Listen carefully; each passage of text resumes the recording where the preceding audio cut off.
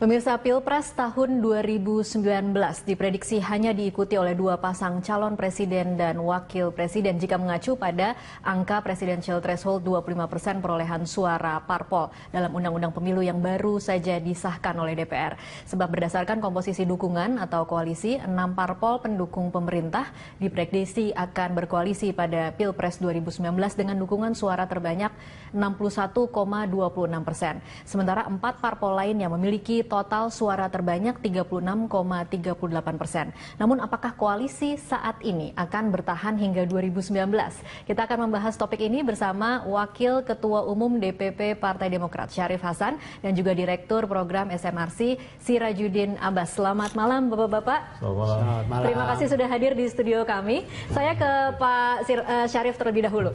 Pak Syarif, setelah tadi malam melakukan walkout, apa nih rencana Demokrat setelah ini? Ya, rencana kita kita akan melakukan judicial review ke Mahkamah Konstitusi. Kalau kata Ketua Pansus RUU Pemilu Lukman Edy mengatakan yang walkout tidak bisa mengajukan judicial review.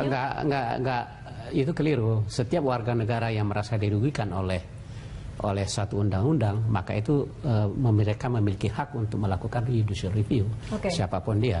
Ya. Tapi kalau boleh direview kembali Pak Syarif, kenapa sih kemarin itu kan sebenarnya menjelang malam ada statement dari Demokrat mengatakan bahwa kita tidak akan walk out, gitu. Kita akan terus memperjuangkan, tetapi tiba-tiba ternyata kenyataannya walk out. Ya, sebenarnya sih kita siap aja untuk melakukan voting.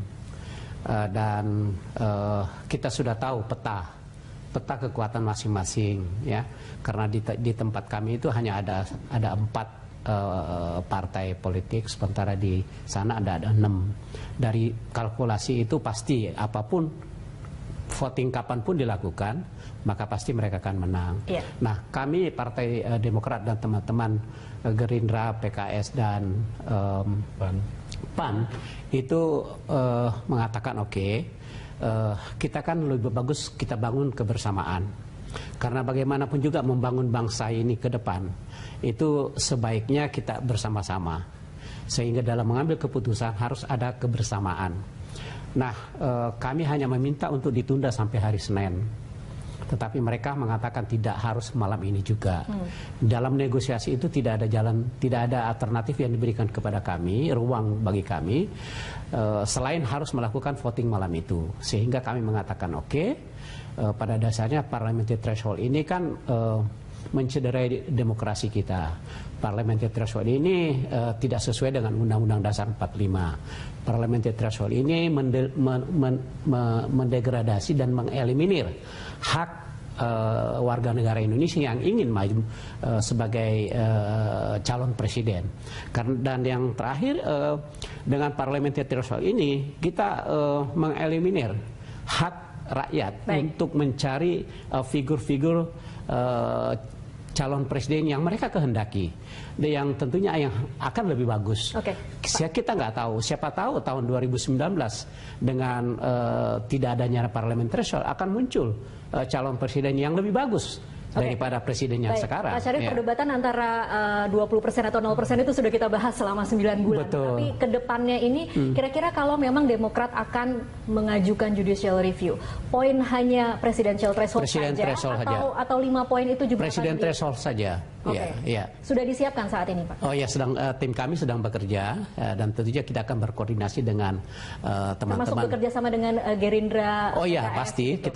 kita akan bekerja sama dan berkomunikasi dengan Gerindra, PAN, PKS, dan mudah-mudahan saya juga melihat bahwa ada masyarakat tertentu, ormas-ormas tentu yang akan melakukan judicial review juga. Jadi tentunya kami dukung. Baik, saya geser dulu ke Pak Abbas. Pak Abbas, ini kan undang-undangnya sudah disahkan, tetapi tadi pagi kita sudah dengar statement dari Yusril Iza Mahendra, saya akan melawan undang-undang ini. Begitu cepatnya langsung ada reaksi dari kelompok-kelompok masyarakat dan juga pakar hukum tata negara. Di sini dia juga ketua partai yang mengatakan akan segera menjudicial review. Menurut Anda peluangnya akan seperti apa? Peluang untuk melakukan itu sebetulnya sudah terlihat dari jauh-jauh hari, dari proses pengambilan keputusannya. Kalau pengambilan keputusannya musyawarah mufakat pun di antara partai-partai yang ada di DPR, masyarakat di luar akan melakukan DPR judicial review. mungkin juga punya rencana melakukan judicial review. Apalagi proses pengambilan keputusan yang sangat panas, contentious, dan jelas menutup peluang negosiasi lebih lanjut karena dipatahkan dengan model voting itu. Jelas itu menyisakan banyak persoalan dan tidak terlalu mengherankan jika Demokrat, Gerindra, partai-partai yang lain termasuk partai Pak Yusril atau Pak Yusril sendiri akan melakukan judicial review. Mungkin ada yang lain. Poin terpenting dari judicial review itu bukan parliamentary threshold itu menyalahi undang-undang atau tidak menyalahi undang-undang, karena sebelumnya juga sudah diberlakukan gitu. Tapi poinnya pada konteks saat ini, peluang itu sudah terbuka gitu. Nah, tinggal dipertarungkan saja di MK lagi nanti, apakah dengan pemilu serempak seperti saat ini masih legitimate untuk memberlakukan parliamentary threshold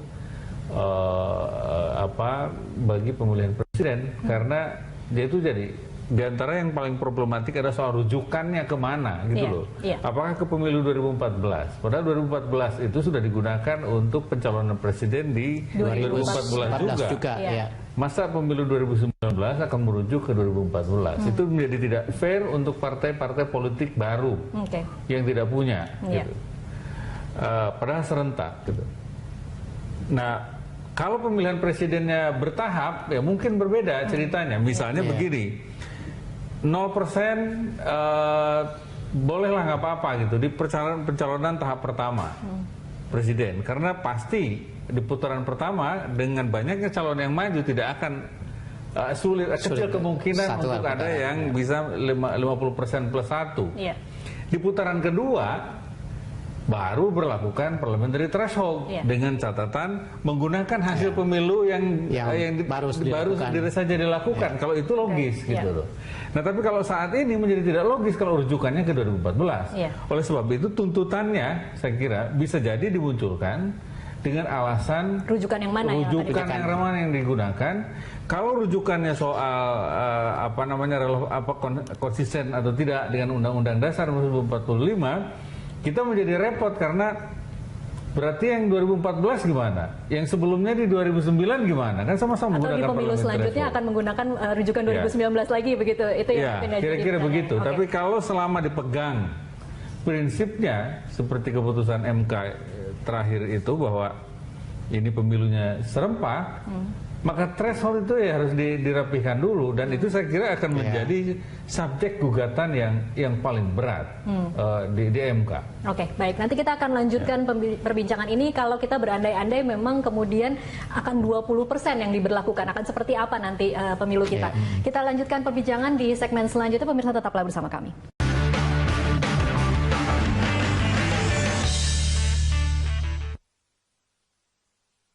Pemirsa, Pilpres tahun 2019 diprediksi hanya diikuti oleh dua pasang calon presiden dan wakil presiden jika mengacu pada angka presidensial threshold 25% perolehan suara parpol dalam Undang-Undang Pemilu yang baru disahkan DPR. Dan rekan saya Dora Edward akan memaparkan prediksi koalisi Pilpres 2019. Dora, silakan. Ya, baik Tasya, terima kasih. Kita akan coba flashback bagaimana ini perolehan suara pemilu di tahun 2014, 3 tahun yang lalu. Suara terbanyak atau tertinggi ini diraih oleh PDIP dengan 18,95%. Kemudian suara terkecil pada tahun 2014 itu diperoleh oleh Partai Hanura sebesar 5,26%. Kalau kita lihat, ini adalah koalisi dari partai-partai yang mendukung pemerintah. Ada di dalamnya Partai Nasdem, PKB, PDIP, ada Golkar juga, ada Hanura dan juga P3. Jika keenam partai ini masih solid dan tetap akan berkoalisi hingga tahun 2019, maka total perolehan suara keenam partai ini sebesar 61,26%. Ini artinya koalisi ini sangat dan begitu mampu untuk mengusung capres dan juga cawapres di tahun 2019. Apabila kita lihat ini koalisi yang terjadi oleh Demokrat, PKS, Gerindra dan juga PAN, maka total perolehan suara keempat partai ini sebesar 36,38%. Artinya keempat partai ini juga masih bisa mengusung capres dan juga cawapres. Kita coba melihat kalau koalisi Demokrat dan PAN, artinya keempat partai tadi pecah begitu ya. Kalau Partai Demokrat ini berkoalisi dengan PAN, total perolehan suaranya hanya 17,78%. Artinya ini tidak cukup untuk mengusung capres dan juga cawapres. Bagaimana jika PKS dan Gerindra berkoalisi? Total perolehan suaranya juga masih di bawah 20%, yaitu 18,6%. Artinya memang juga tidak cukup untuk mengusung capres dan juga cawapres. Dan kesimpulannya, Tasya, bila presidential threshold tetap 20% kursi DPR dan 25% suara parpol, maka capres dan cawapres 2019 diprediksikan hanya ada 2 pasang. Kembali ke Anda. Dora, saya kembali ke Pak Abbas di sini untuk membaca, kalau dari semalam, bagaimana Anda membaca proyeksi pencapresan di 2019? Ada kemungkinan untuk sementara ini mungkin 2 yang paling terlihat. Tapi kita tidak tahu, masih ada 2 tahun lagi, tentu saja masih akan banyak peristiwa dan negosiasi politik antar partai di dalam koalisi besar Pak Jokowi. Jadi masih ada kemungkinan untuk terpecah kembali, berkurang satu. Misalnya PAN kan udah jelas kelihatan didorong untuk keluar, jadi PAN kelihatannya nggak ada pilihan kecuali berpihak ke kelompok yang walkout tadi malam. Yang paling terbuka lagi adalah jika ternyata MK nanti mengabulkan gugatan, dan itu artinya koalisi yang saat ini mendorong pengesahan undang-undang itu bisa tergoda untuk mencapreskan diri sendiri. Bubar. Bubar ya. Iya, baik secara politik bubar lagi, tidak mengikat. Jadi harus ada negosiasi ulang di situ. Gitu, karena masing-masing punya kesempatan, termasuk partai baru bisa mengusulkan partai, bisa mengusulkan presiden. Buat apa terlalu awal berkoalisi begitu mungkin ya istilahnya? Kalau bukan terlalu awal, saya kira memang di pemerintah sudah ada koalisi. Maksud saya negosiasi tentang pencalonan presiden, jika MK mengabulkan misalnya tuntutan para pihak untuk kembali mengubah kembali prinsip threshold dalam pemilu serentak saat ini. Maka di ujung akan ada negosiasi baru lagi. Dan mungkin juga dalam 2 tahun ke depan kita akan menemukan tokoh-tokoh politik baru yang punya karakter, punya elektabilitas, dan punya akseptabilitas tinggi di masyarakat. Baik, Pak Abbas, kalau kita berpikir nanti MK mengeluarkan putusan yang kemudian mengabulkan gugatan dari yang mengajukan. Tetapi kalau kita kemudian berpikir memang menggunakan 20-25% itu, kita melihat kemarin itu yang memang solid adalah PDI Perjuangan, Nasdem, Golkar, Hanura, P3 dan PKB. Seberapa solid Anda melihat 5 parpol ini kemudian akan terus bersama bila MK tidak mengabulkan gugatan? Mereka akan terus bersama, karena ada statement dari P3 hari ini sudah mengatakan confirm akan mendukung Jokowi, sementara PKB mengatakan meskipun 20% belum tentu PKB akan dukung Jokowi. Kalau Anda melihatnya untuk P3 dan PKB saja misalnya? Ya, ini kan politik. Saat ini ada alasan yang mereka mungkin bisa gunakan untuk mendukung, tapi mungkin di saat yang lain alasan itu sudah tidak kuat lagi. Jadi kalkulasi dalam politik kan kita tidak bisa memegang konteks saat ini yang menjadi dasar kesepakatan dengan konteks yang berikutnya lagi yang mungkin punya alasan dan keharusan yang memaksa keputusan-keputusan baru itu dibuat antara partai politik. Nah, biasa itu terjadi gitu. Meskipun pemerintah saat ini berusaha menggunakan ikatan kebersamaan di kabinet misalnya sebagai salah satu pengikatnya, saya kira pada akhirnya ini soal proporsi pembagiannya di bagian akhir nanti ketika akan pencalonan. Misalnya yang akan terbuka lagi adalah dari mana ngambil wakilnya. Itu jadi bahan perdebatan juga, kalau jadi misalnya berapa proporsi di kabinet. Padahal negosiasi itu belum jelas loh berapa perolehan suara masing-masing. Iya, tetapi harus sudah mulai bicara hitung-hitungan. Iya, tapi hitung-hitungan sudah ada. Iya. Dan artinya negosiasi dalam buku tertutup seperti itu sebelum dibuka seperti apa perolehan suara hasil pemilunya sangat berpotensi memecahkan kesepakatan koalisi seperti itu. Baik, saya geser ke Pak Syarif nih. Saya tahu Pak Syarif sudah menyiapkan untuk uji materi, tetapi harusnya 50%-nya juga menyiapkan kalau ternyata undang-undang inilah yang akan terus dijalani sampai saatnya nanti 2019. Nah, Demokrat akan seperti apa posisinya? Di mana, bersama siapa, Pak Syarif? Saya pikir begini, semua alternatif yang akan muncul itu kami siap. Kami siap untuk ke depan. Masih ada waktu 2 tahun. Dan tentunya kita akan mensosialisasikan kepada kader-kader kami bagaimana implikasi daripada sistem yang baru ini. Dan pasti tadi saya sepakat dengan Pak Abbas tadi mengatakan bahwa perjalanan masih jauh. Kita tidak tahu 2 tahun itu masih cukup untuk akan munculnya suatu tokoh baru. Dan sama dengan apa yang terjadi dengan presiden kita sekarang, Pak Jokowi, itu last minute itu juga memang tidak ada yang memprediksikan bakal jadi gubernur dan tidak ada yang memprediksikan bakal menjadi presiden. Saya pikir ini akan terulang kembali dan saya yakin masih banyak tokoh-tokoh calon tokoh nasional yang akan muncul dan dipastikan bahwa Demokrat akan salah satu bagian daripada tokoh-tokoh itu. Saya pikir Oke. itu. Mungkin bersama Gerindra dan PKS atau mungkin akan mengambil PAN dari pemerintah kemudian berdua saja atau seperti apa nanti kira-kira? Siapa yang kira-kira akan menjadi teman terdekat Demokrat? Sangat terbuka kemungkinan Partai Demokrat akan selalu siap bekerja sama dengan siapapun yang memiliki satu visi yang sama dan seperti tadi disampaikan terlalu dini untuk membentuk satu koalisi. Tetapi kita juga sudah bisa mengerti dan paham ke partai-partai politik mana yang bisa kita ajak bersama-sama ke depan.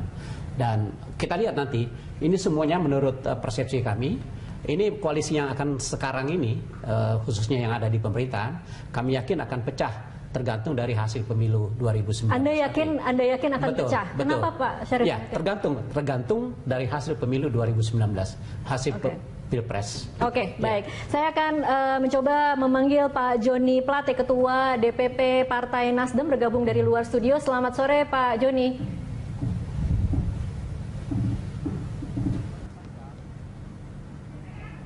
Halo, Pak Joni Plate. Halo, ya. Iya, bisa mendengar suara saya ya, Pak Joni? Iya. Selamat sore, Tasya. Iya. Iya. Iya, saya bisa.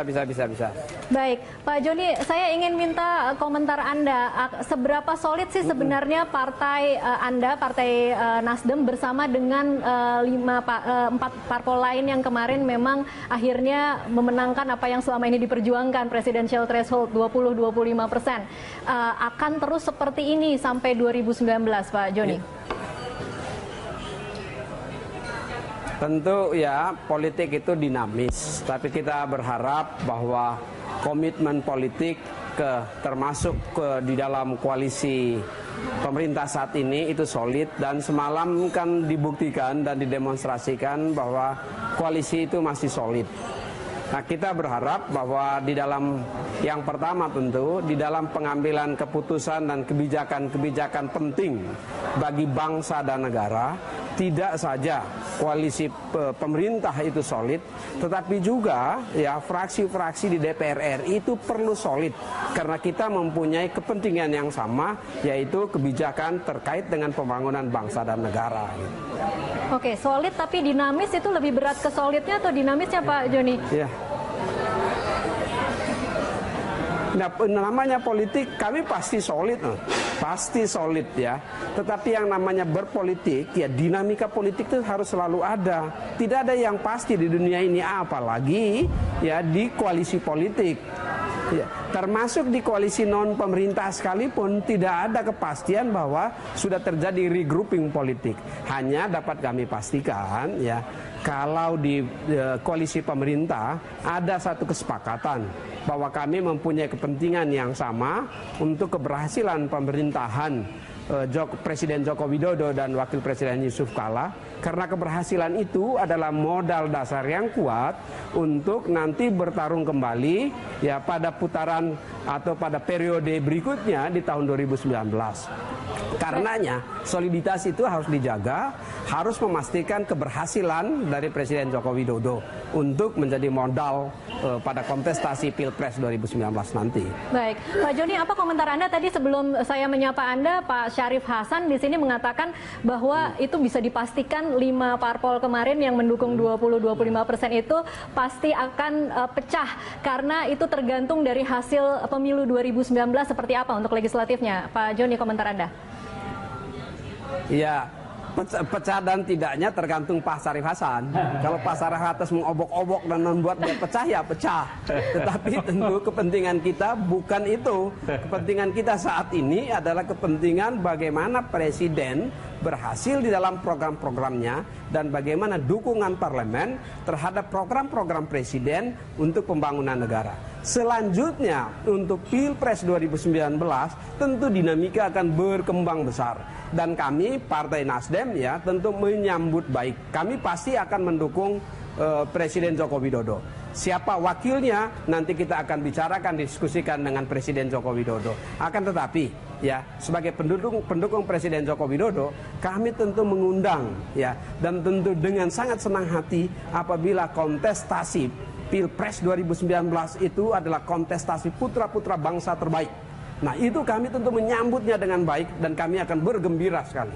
Dan pada saat di mana semalam kita mengambil keputusan adanya presiden threshold 20% ya, itu memberikan peluang kontestasi yang semarak dari calon-calon yang juga berkualitas tinggi. Itu yang kami harapkan. Baik, oke Pak Joni ditahan dulu, nanti akan kita lanjutkan di segmen selanjutnya. Pemirsa tetaplah bersama kami.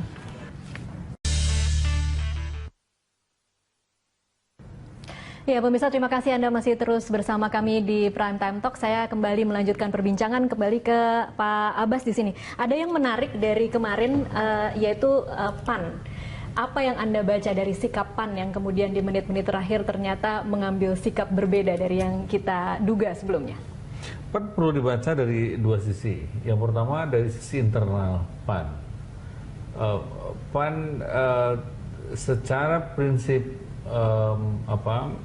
politiknya itu masih dipengaruhi oleh gaya politik Pak Amin Rais, masih sangat kuat pengaruhnya. Masih kuat Amin Rais ya? Masih kuat di dalam gitu, dan sikap politik yang ditunjukkan Pak Amin dalam periode ini itu terlihat sangat tegas dan kadang keras terhadap Pak Jokowi. Dan itu juga yang membuat posisi PAN di dalam menjadi lebih limbuk, tidak solid. Ini terbacanya dari angket KPK mungkin ya Pak Abbas? Ya itu salah satunya begitu, dan itu menjadi sulit bagi PAN untuk mengambil posisi penuh, misalnya berada di koalisi pemerintah. Kalau dari tindakan atau sikap semalam, Anda membacanya PAN itu akan bersama siapa di 2019? Terbuka kemungkinannya, kan baru kemarin saja Pak Zulkifli Hasan menemui Pak Jokowi. Saya kira hanya mereka berdua yang tahu apa yang dinegosiasikan, tapi secara faktual bisa kita baca sebagai intro atau permisi lah. Permisi meninggalkan atau permisi untuk berbeda pilihan politik. Alasannya bisa macam-macam, termasuk misalnya menenggang pemerintahan Pak Amin di dalam, atau juga bisa menenggang hubungan baik antara Pak Zulkifli dan Pak SBY. Bagaimanapun juga beliau ini mantan menterinya Pak SBY dan hubungan dengan Pak SBY juga tetap positif. Sementara itu dari sisi kecenderungan politiknya memang PAN punya sejarah dengan Gerindra juga. Jadi PAN tidak dalam posisi yang leluasa untuk mengambil sikap, dan saya kira intro yang disampaikan mungkin Pak Zulkifli ke Pak Jokowi sebelum pengambilan keputusan DPR kemarin itu menjelaskan kegambangan itu. Dan bisa jadi di ujungnya malah betul-betul meninggalkan, keluar. Betul-betul keluar. Sebagian dari salah satunya PDIP yang secara terbuka menyindir dan begitu keras terhadap PAN ya? Ya, bersikap Oke, kritikal. Pak Syarif, sikap PAN tadi malam itu hasil lobby Demokrat atau seperti apa sih Pak Syarif? Jadi Demokrat memang terbiasa dengan berkomunikasi dengan baik dengan semua partai-partai,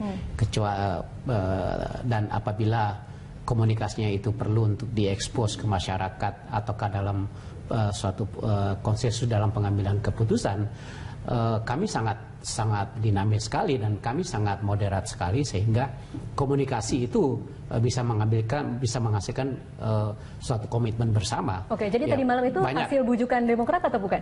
Ya, hasil komunikasi bersama, ya, di mana kita menyatukan misi kita bersama-sama, kita menyatukan visi kita, ya sama halnya pada saat pilkada DKI misalkan, ya P3 dan PKB dan PAN itu kan bersama-sama kita, ya, dan karena sudah terbiasa berkomunikasi, sekalipun PAN secara eksplisit berada di koalisi pemerintahan, kami membangun terus komunikasi kami dengan PKB dan P3 juga tetap berlangsung, jadi sangat dinamis sehingga kita harapkan manakala suatu saat ada suatu event yang perlu dibangun kebersamaan, komunikasi ini akan terjalin. Oke, kita tanyakan yang reaksinya sangat keras terhadap PAN nih, ada Partai Nasdem. Pak Joni Plate, apa sikap Nasdem terhadap melihat perubahan sikap PAN semalam?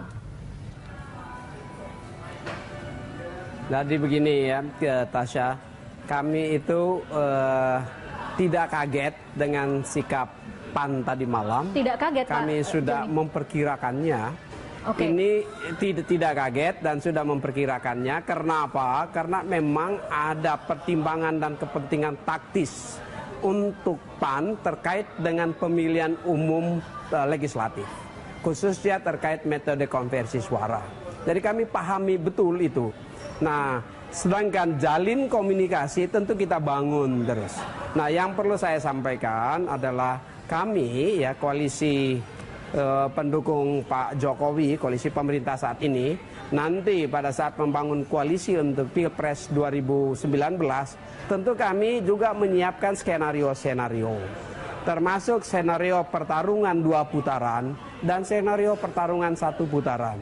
Kami juga memperhatikan konfigurasi Pilgub DKI Jakarta.